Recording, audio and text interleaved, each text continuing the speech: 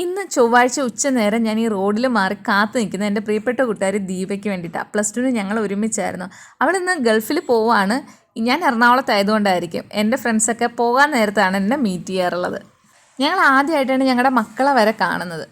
നമ്മൾ ഒരുപാട് സന്തോഷിച്ചാൽ കുറച്ച് ദുഃഖം ഉണ്ടാകുമെന്ന് പറയുന്നത് കേൾക്കാം. ഞാനും കുട്ടികളും മാത്രമായിട്ട് ഇന്ന് നാട്ടിലേക്ക് പോകുന്നുണ്ടേ. ട്രെയിന് പോകാൻ തീരുമാനിച്ചു. വൈകിട്ട് പാസഞ്ചറുണ്ട്. സാധാരണ ഞാൻ പാസഞ്ചർ കയറുമ്പോൾ തിരക്കില്ലായിരുന്നു. പക്ഷേ വൈകുന്നേരം 6:30 എറണാകുളത്ത് നിന്നും കായംകുളത്തേക്ക് പോകുന്ന പാസഞ്ചർ ട്രെയിനിൽ ഇത്രയും തിരക്കുണ്ടാവുമെന്ന് ഞാൻ ആദ്യമായിട്ടാണ് മനസ്സിലാക്കുന്നത്. ആ ടൈമിൽ ഞാൻ പോയിട്ടില്ല.